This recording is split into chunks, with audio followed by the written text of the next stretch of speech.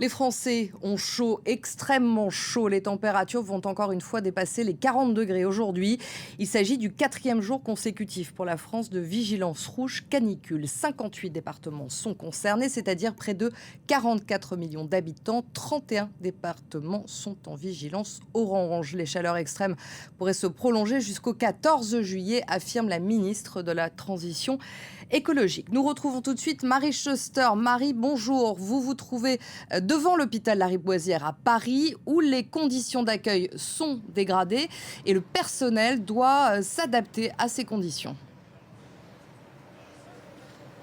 Oui, absolument, hein, Pauline. Le soleil est à son pic. On a enregistré avec notre thermomètre 37 degrés à l'ombre. Il fait 43 au soleil, là où je vous parle. Alors, ce sont des chaleurs écrasantes pour 90% des Français, en particulier pour les personnes les plus vulnérables et ceux qui sont hospitalisés, comme ici à l'hôpital Lariboisière, qui se trouve juste derrière moi. Des personnes hospitalisées qui pâtissent de ces conditions d'accueil dégradées. En revanche, les patients que nous avons pu rencontrer ce matin nous ont expliqué que si la chaleur était bel et bien présente dans les couloirs, mais également dans certaines salles non climatisées, la chaleur restait supportable grâce au personnel soignant qui distribue des bouteilles d'eau, qui essaye de ventiler au maximum les locaux pour que les hospitalisations soient le moins pénibles possible. En revanche, le personnel soignant que nous avons pu rencontrer ce matin également nous a expliqué que les conditions d'accueil dans les services d'urgence se dégradent au fil des jours, des conditions d'accueil qui d'ordinaire ne sont pas optimales mais qui se dégradent au fil des jours. Je vous propose d'écouter les patients et le personnel soignant que nous avons rencontrés ce matin.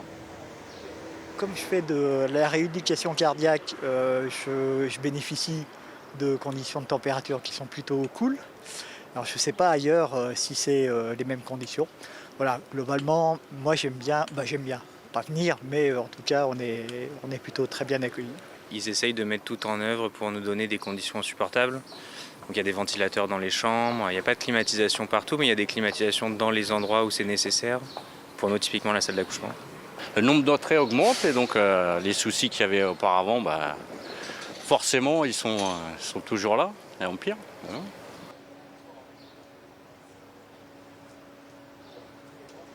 Et le personnel soignant qui, malgré le déclenchement du plan Orsan, alerte sur une possible surmortalité due à cette vague de chaleur, alors qu'on s'attend à des températures encore records ici à Paris, mais aussi dans toute la France.